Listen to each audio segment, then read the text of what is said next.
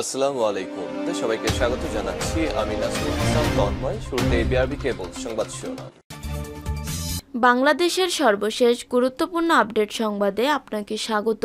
শুরুতেই সংবাদ শিরোনাম, এরপর বিস্তারিত। শুরুতেই জানিয়ে দিব, বাংলাদেশে বিনিয়োগ করবে আমিরাতের বড় দুই কোম্পানি। সংযুক্ত আরব আমিরাতের দুটি বড় কোম্পানি আবুধাবি পোস্ট গ্রুপ এবং মাস্টার বাংলাদেশের বন্দর উন্নয়ন, বন্দর পরিচালনা ও লজিস্টিক্স সহায়তা এবং নবায়নযোগ্য জ্বালানি খাতে বিনিয়োগের আগ্রহ প্রকাশ করেছে। এরপর জানিয়ে দিব, পিনাকির হাতে শেখ হাসিনার অডিও, কি আছে তাতে।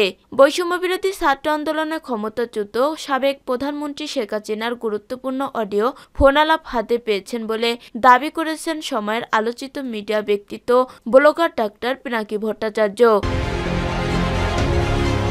এদিকে শহীদ পরিবারকে কোটি টাকা করে ক্ষতিপূরণ দাবি।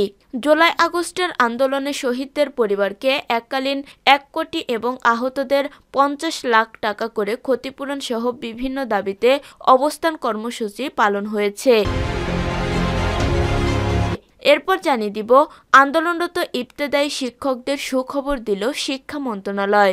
দেশের সব ইবতেদায়ী মাদ্রাসা পর্যায়ক্রমে জাতীয়করণ করা হবে বলে জানিয়েছে শিক্ষা মন্ত্রণালয়। মঙ্গলবার 28 জানুয়ারি এই তথ্য জানা গেছে।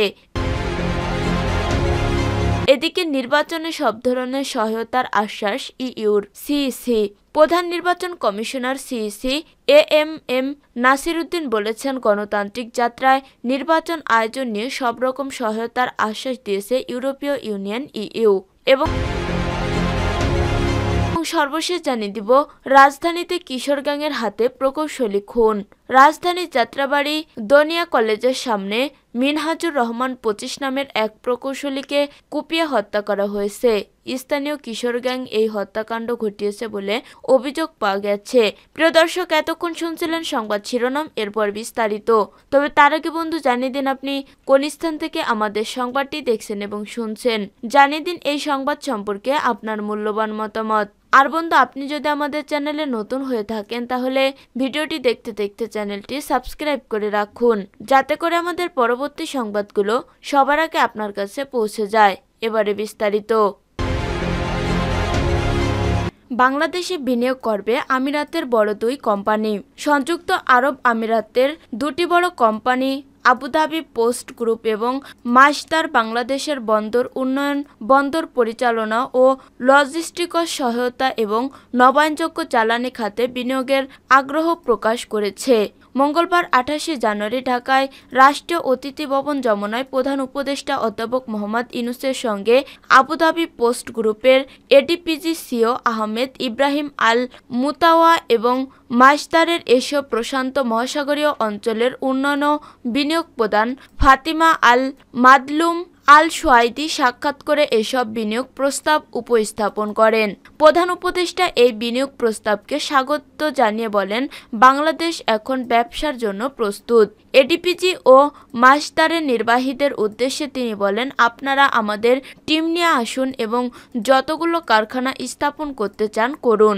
আবুধাবি পোস্ট গ্রুপ হল চতুর্থ বৃহৎ বন্দর পরিচালনা ও লজিস্টিক্স কোম্পানি। প্রতিষ্ঠানটি 1 সপ্তাহেরও কম সময়ের ব্যবধানে আরব আমিরাতের ডিপি ওয়ার্ল্ড, ডেনমার্কের এপি মোল্লর, মাস্কো এবং সৌদি আরবের রেড সি গেটওয়ে টার্মিনালের পর তারা বাংলাদেশের বন্দর ব্যবস্থাপনায় আগ্রহ প্রকাশ করল।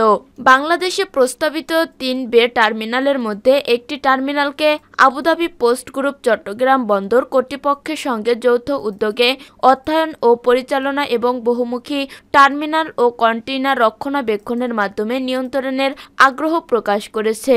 প্রতিষ্ঠানটির সিও আল মুতাওয়া বাংলাদেশের কর্তৃপক্ষের উষ্ণ মনোভাবের প্রশংসা করেন এবং আশা প্রকাশ করেন যে তাদের বিনিয়োগ বাংলাদেশের বন্দরগুলোয় জাহাজ চলাচল বৃদ্ধিতে সহায়ক হবে। নবায়নযোগ্য জ্বালানি প্রতিষ্ঠান মাস্টার বাংলাদেশের উপকূলীয় অঞ্চলে পুনরুদ্ধারকৃত ভূমিতে 2050 মেগাওয়াটের একটি সৌরবিদ্যুৎ প্রকল্প স্থাপনের জন্য 500 মিলিয়ন মার্কিন ডলার বিনিয়োগের প্রস্তাব দিয়েছে। মাস্টারের আঞ্চলিক বিনিয়োগ প্রধান ফাতিমা আল মাদলুম আসাইওয়াদি বলেন, বাংলাদেশের নতুন ধারণা প্রদর্শনের ক্ষেত্রে আমরা অনেক বেশি সহায়ক।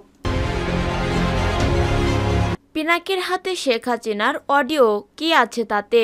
বৈষম্যবিরোধী ছাত্র আন্দোলনে ক্ষমতাচ্যুত সাবেক প্রধানমন্ত্রী শেখ হাসিনার গুরুত্বপূর্ণ অডিও ফোনালাপ হাতে পেয়েছেন বলে দাবি করেছে সময়ের আলোচিত মিডিয়া ব্যক্তিত্ব, কলামিস্ট ও ব্লগার ডাক্তার পিনাকি ভট্টাচার্য। নিজের ভেরিফাইড ফেসবুক পেজে এক পোস্টে মঙ্গলবার 28 জানুয়ারি সন্ধ্যায় এ তথ্য জানান তিনি। ওই অডিওতে জুলাই আন্দোলনের সময় হেলিকপ্টার থেকে বিক্ষোভকারীদের উপর শেখ হাসিনা গুলি করার নির্দেশ দিয়েছেন এমন তথ্য আছে বলে দাবি করেছেন পিনাকি। ফেসবুক পোস্টে তিনি বলেন, আকাশের হেলিকপ্টার থেকে প্রাণঘাতী অস্ত্র থেকে বিক্ষোভকারীদের গুলি করার শেখ হাসিনা নিজের মুখে দেয়া অডিও নির্দেশ এখন আমার হাতে। খুনি হাসিনার ক্ষমা নেই। এর আগে একই দিন পিনাকি ভট্টাচার্য তার ফেসবুক পেজে আরও একটি স্ট্যাটাস দিয়েছেন। সেখানে হুঁশিয়ারি দিয়ে তিনি উল্লেখ করেন, জুলাই আগস্ট বিপ্লবের সময় যারা যারা আমাদের সন্তানদের শহীদ করেছে, আহত করেছে, কাউকে ছাড় দেওয়া হবে না। আমরা নরক পর্যন্ত ওদের তাড়া করব। তিনি লেখেন, আরও নতুন নতুন খবর আসবে। জাল ছোট হয়ে আসছে সবার। পুলিশ, র্যাব, বিজিবি, সেনাবাহিনীকে আহ্বান জানাই, আপনাদের বাহিনীর পারপিট্রেটরকে বাঁচানোর চেষ্টা করবেন না মেহেরবানি করে, তাহলে আরো বড় বিপদে পড়বেন। কারা কারা বাঁচানোর চেষ্টা করেছে আমরা সেটা খেয়াল রাখছি। আপনাদের ইন্টেলিজেন্স ছাড়াই আমরা আমাদের কাজ করতে সক্ষম। মুগ্ধর হত্যাকাণ্ডের ফরেনসিক করেছে মুগ্ধর মেরিন ইঞ্জিনিয়ার বড় ভাই। আমরা প্রত্যক্ষ ক্ষতিগ্রস্ত পরিবারকে ফরেনসিক করা শিখিয়ে দেব। আর আমাদের এক্সপার্টরা তো আছেই। গ্রেপ্তার ও বিচারের পথে যদি বাধা সৃষ্টি করেন তাহলে পারপিটেটর জয় বাংলা হয়ে যাবে। বিচার হবেই। আদালতে না যেতে চাইলে জনতার আদালতে বিচার হবে। শহীদ পরিবারকে কোটি টাকা করে ক্ষতিপূরণ দাবি। জুলাই আগস্টের আন্দোলনে শহীদদের পরিবারকে এককালীন 1 কোটি এবং আহতদের 50 লাখ টাকা করে ক্ষতিপূরণ সহ বিভিন্ন দাবিতে অবস্থান কর্মসূচি পালিত হয়েছে। মঙ্গলবার রাজধানীর শাহবাগে জাতীয় জাদুঘরের সামনে দুপুর 12টা থেকে 2:30 পর্যন্ত এই কর্মসূচি পালন করেন পরিবারগুলোর সদস্যরা।